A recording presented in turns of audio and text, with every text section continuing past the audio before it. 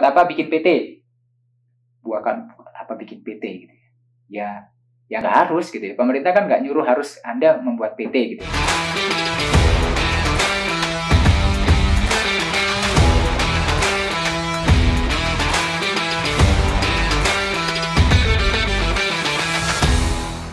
Halo teman-teman semua, di video kali ini saya hanya menjelaskan seorang diri. Apa yang akan saya jelaskan akan saya sampaikan nanti, karena ini bagi saya juga termasuk sesuatu yang masih hangat pada saat ini gitu ya, mengenai pendirian PT. Nah, ini saya mau sedikit sharing-sharing di tengah perjalanan saya. Kali ini memang lagi ya tidak seperti biasanya ya, ada narasumber lalu kita bertanya tentang bisnisnya, tapi kali ini bagaimana buat teman-teman mendirikan PT gitu ya, atau mendirikan badan usahanya sendiri gitu. Nah, pada Oktober kemarin, jadi kita akan membahas mengenai polemik-polemik yang ada saat ini lagi rame, bahwa ada fasilitas pembuatan PT perorangan yang sudah di-launch dari bulan Oktober gitu ya. Sebenarnya inisiatifnya sih sudah sangat lama ya, sudah dibahas untuk memudahkan masyarakat ini dalam membangun usaha. Nah, yang cukup menarik adalah membangun PT ini tidak membutuhkan biaya yang mahal gitu ya. Cukup 50.000 saja, teman-teman sudah memiliki badan usahanya sendiri. Nah, tapi apa keuntungan dan minusnya? Nah, coba kita akan bedah gitu ya. Pertama, kenapa kok harus punya badan usaha ya? Nah, mungkin saya memperkenalkan ke badan usaha dulu ya, karena dengan teman-teman mendirikan sebuah badan usaha, tentunya harus mencari benefitnya gitu ya. Ngapain kita kok bangun sesuatu yang malah nyampe-nyampein aja gitu, membuat kita capek, kenapa harus diperjuangin kan kayak gitu. Nah, karena ketika teman-teman mempunyai badan usaha, maka bagian keuangan, saya juga bukan terlalu ahli ya, cuman menurut yang diajarkan pada saya dan sharing-sharing dengan saya, jadi keuangan teman-teman akan terpisah dengan keuangan badan usaha. Nah, tentunya yang PT gitu ya, tapi untuk CV kita bilangnya ya lain lagi ya, karena CV itu masih include ke keuangan perorangan juga gitu. Nah, jadi ketika teman-teman nanti membangun sebuah badan usaha dan badan usahanya itu ternyata harus pilot atau menanggung hutang, maka ketika seluruh hartanya dirampas misalkan seperti itu ya, atau ditagih, harta pribadi itu berbeda gitu ya, karena di dalam badan hukum itu subjek hukumnya ada dua nantinya ketika teman-teman membangun sebuah badan usaha. Jadi ada subjek hukum, ada permisi, ada PTA gitu ya. Jadi kalau misalkan ada permasalahan PTA, jadi ya yang dihukum adalah PTA karena dia sebagai subjek baru.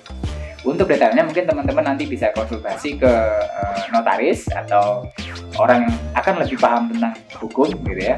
Tapi saat ini saya hanya ingin men-sharing karena terlalu banyak polemik yang ada di masyarakat, sehingga mungkin ada beberapa orang khawatir bangun PT perorangan itu perlu nggak sih? Nanti jangan-jangan berat gitu ya. Nah, Bapak-Bapak sudah saya rangkum sini permasalahannya apa aja. Cuman tentunya ada manfaat yang kita peroleh ketika teman-teman membangun sebuah PT. Pertama tadi adalah memang kita memisahkan antara kekayaan pribadi dengan kekayaan perusahaan, kayak gitu salah satunya. Lalu teman-teman juga mempunyai akses ya untuk B2B yang jauh lebih mudah, karena kalau kita ngomong B2B pasti ada hubungannya sama pajak, hubungannya sama kontrak dan lain-lain yang akan lebih mudah bagi perusahaan lain, punya perusahaan yang sudah besar, untuk bekerja sama dengan PT daripada perorangan gitu ya, karena mereka juga ingin dalam proses bisnis mereka aman secara hukum seperti itu. Nah, adanya PT perorangan ini, jujur menurut saya ini adalah peluang yang harusnya kita tangkap, apalagi buat teman-teman baru mulai. Jadi dengan adanya PT perorangan ini, cuma bayar 50.000, teman-teman bisa membuat badan usahanya sendiri. Nah, kalau teman-teman mau tahu kira-kira membuat badan usaha PT itu butuh biaya berapa sebelumnya, rentangnya harga berbeda-beda gitu ya. Kalau di online terakhir saya lihat ada yang 2 jutaan, ada yang 3.900.000 gitu ya. Ya paling murah 3 juta lah gitu ya. Tapi kalau di notaris yang umum, yang misalkan kita ketemu onsite, saya punya pengalaman membangun PT itu sekitar 7 juta, ada juga 6 juta. Jadi angkanya ya sekitar 6-7 ya gitu ya. Nah, sedangkan dengan adanya ini teman-teman bisa membangun perusahaan berbadan hukum, jadi ya sah dari hukum ya, terdaftar pemerintah dan legal, menjalankan bisnisnya hanya Rp50.000. Lalu kedua, sebelumnya ketika teman-teman ingin membuat PT, persyaratan pertama adalah minimal 2 orang dalam membangun sebuah perusahaan gitu. Nah, tapi dengan adanya PT perorangan ini justru menjadi jalan keluar bagi mereka yang ingin mendirikan perusahaan, karena mereka sendiri kan kayak gitu ya. Maksudnya tidak ada orang lain. Misal nih, saya gitu ya, saya mau bikin perusahaan, tapi kan itu ide usaha saya sendiri, saya mau jadi foundernya sendiri, dan saya nggak mau ngajak yang lain dulu gitu kan, mungkin ngajak yang lain sebagai karyawan seperti itu. Ketika menggunakan legal yang lama PT, saya terbentur permasalahan harus 2 orang dalam membangun perusahaan, maka saya harus mencari teman. Nah, ini kan sebenarnya cuma ngakalin hukum ya gitu ya. Jadi kita mencari teman, nanti kita janjian, hai teman gitu ya, kamu dapat sahamnya 0,01% ya. Ya hitung-hitung kamu bantu aku, yang penting ada 2 orang namanya. Nanti ya itu sebagai tanda terima kasih 0,01% kayak gitu. Nah, ini kan akhirnya kita agak ribet dengan untuk mengakali hukum. Nah, dengan adanya PT perorangan, ya teman-teman nggak perlu lagi nakal-nakal kayak gitu atau nyari nama untuk dititipkan ya, titipan nama gitu ya. Kita mengambil nama untuk dimasukkan ke PT dan lain-lainnya, karena dengan sendiri pun itu bisa. Nah, keuntungan yang lainnya kayaknya kita akan bahas lagi karena masih ada kebingungan. Nah, ini udah saya listkan kira-kira pertanyaan apa saja yang sedang jadi masalah di saat ini gitu ya, karena ini memang masih baru Oktober, baru kemarin, sekarang November konten ini dibuat ya, baru sebulanan ya. Ada beberapa pertanyaan. Jadi ada salah satu yang sini ada, ini hebat jadi PT perorangan nanti yakin apakah bisa nanti TBK, bagaimana di upgrade gitu ya. Nah, permasalahan ini kalau teman-teman nanti punya gambaran nanti saya mau jadi perusahaan TBK IPO gitu ya, harusnya sih sama saja gitu ya, karena ketika teman-teman membuat PT di awal-awal dan mau TBK-kan perusahaannya, tentunya harus membuat legal baru, PT dengan TBK. Kenapa kok bisa gitu ya?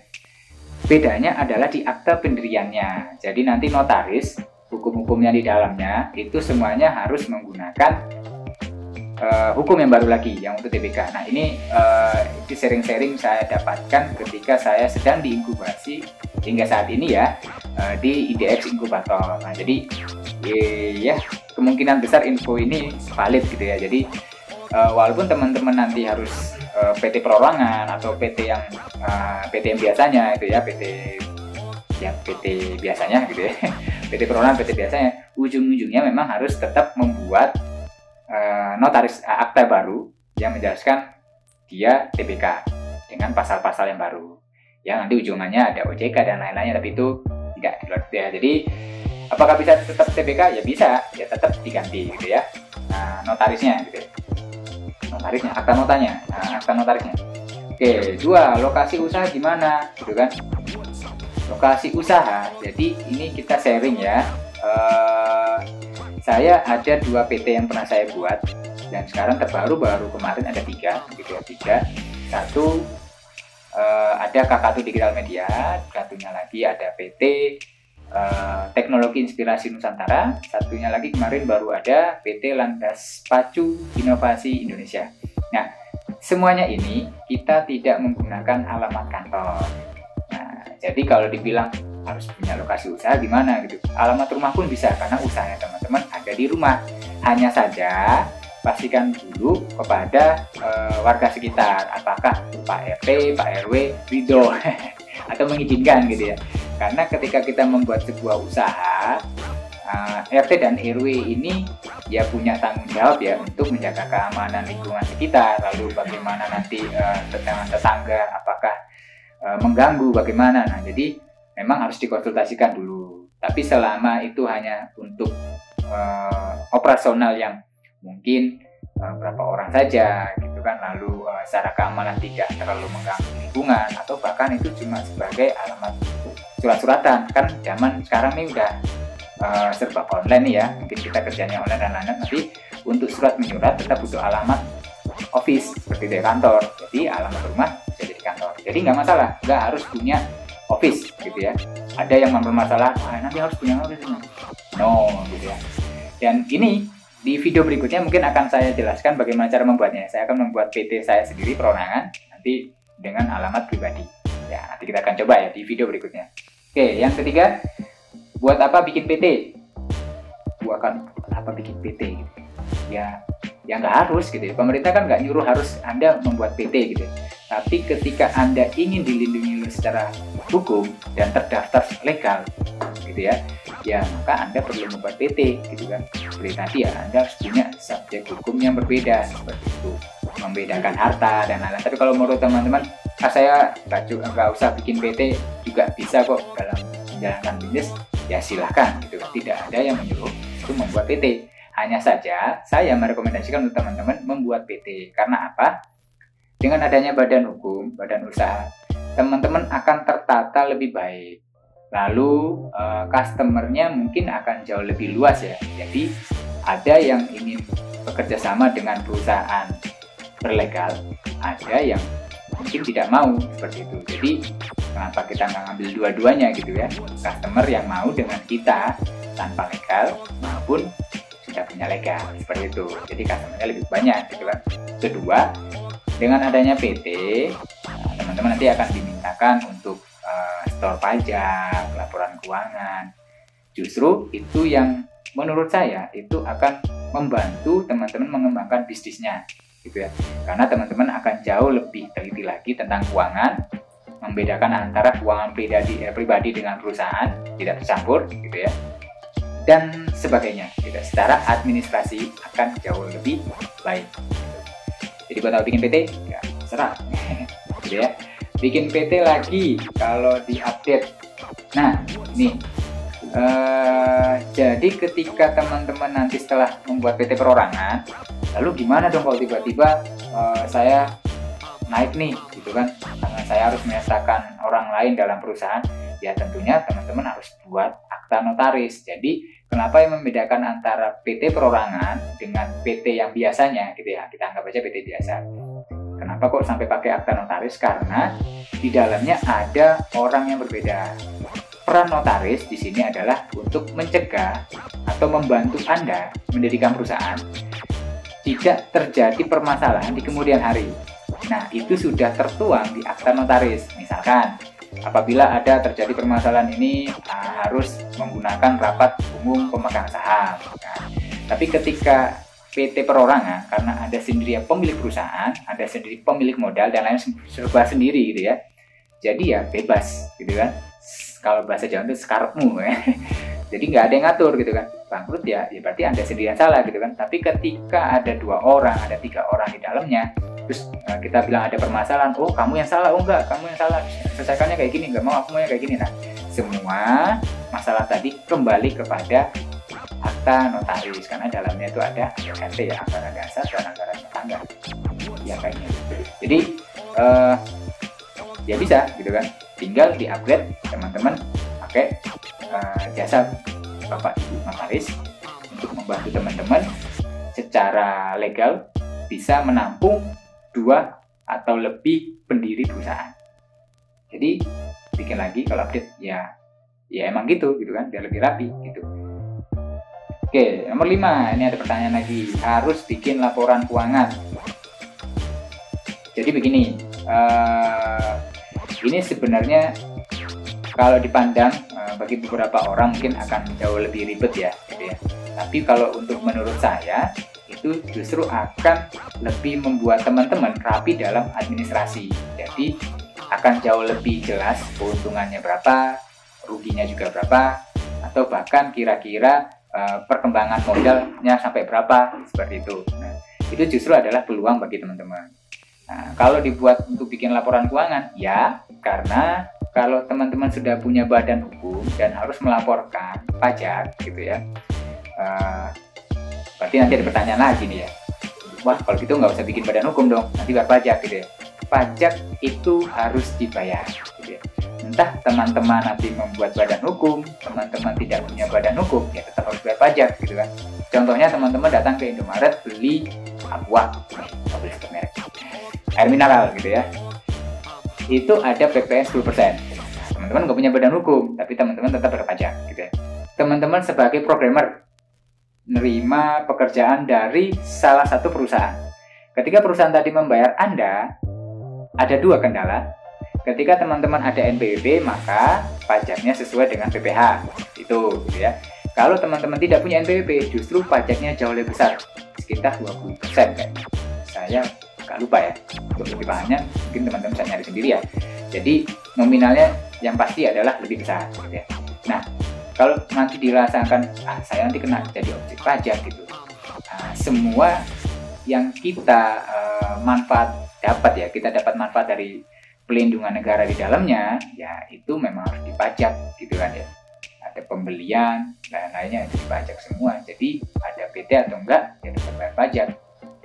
Ada PT atau enggak, bagusnya ya tetap bikin laporan keuangan biar bisnis Anda lebih rapi lagi gitu kan. Jadi harus bikin laporan keuangan, oke gitu kan. Ada orang jual bakso, kalau dia lebih rapi, mungkin dia bisa punya 5 cabang bakso, 10 cabang bakso. Tapi kalau ada yang hanya menjual bakso, dia tidak memikirkan cash flow-nya seperti apa dan lain-lain, ya dia bisa teman-teman lihat sendiri ya, cabang cuma satu kayak gitu ya. Nah itu ada lebih baik, kenapa nggak diambil gitu ya. Oke, berikutnya jualan online kan nggak perlu. Nah, ngapain sih bikin PT? Akhirnya sewa office gitu kan. Kembali lagi ke yang tadi ya, bahwa office itu tidak wajib, rumah bisa jadi office. Terus kalau dibilang kan saya cuma jualan online gitu kan, itu kembali lagi pada pilihan gitu kan. Pemerintah membuat ini menurut saya itu bagus gitu. Saya bukan membela pemerintah atau saya dibayar pemerintah untuk membuat konten ini, tidak gitu kan. Saya murni untuk kita meluruskan gitu ya. Kadang ada beberapa informasi yang keliru dari konten-konten YouTube sebelah gitu ya. Jadi menurut saya, entah Anda penjual atau seller di mana gitu ya, misalkan di Topet, Shopee dan lain-lain gitu ya, hukum atau aturan yang diberikan oleh pemerintah atau fasilitas yang diberikan pemerintah itu bukan memandang hanya untuk para penjual Topet gitu kan. Justru dengan adanya legal ini, teman-teman yang sebagai freelancer gitu ya, sebagai software developer itu bisa memanfaatkan ini. Jadi ketika dia membuat sebuah badan usaha dengan perorangan, kalau sebelumnya tidak punya, dia mungkin tidak bisa dapat tender-tender dari pemerintah, tidak dapat tender dari perusahaan yang ya ketat juga ya dalam hal untuk kerjasama gitu. Nah, akan membuka peluang usahanya jauh lebih besar. Kalau hanya sekelas untuk penjual seller di Topet, pemerintah nggak cuma mikir orang yang jualan di Topet. Dan sebenarnya kalau teman-teman lebih perhatikan lagi di Topet, itu ada tingkatan seller ya. Ini sedikit sharing juga tentang seller. Jadi ada level-levelnya ya. Ada yang verified dan lain-lainnya gitu. Ada yang official store. Jadi untuk bisa mendapatkan label official store, teman-teman harus melaporkan legalnya kembali. Ya ujung-ujungnya juga ini membantu teman-teman sebenarnya. Jadi ya segala usaha itu menurut saya akan jauh lebih baik ketika memiliki badan usaha gitu. Oke, kita lihat lagi sisa pertanyaannya. Jadi ribet masalah laporan keuangan pajak dan lain-lain. Oke. Pertanyaannya seperti ini ya, Anda lapar, jadi ribet dong harus ngambil piring, masak nasi untuk makan. Jadi itu semua pilihannya teman-teman. Kalau teman-teman masih mau dengan kualitas seperti ini, ya tidak apa-apa. Itu kualitas yang misalnya belum punya badan hukum.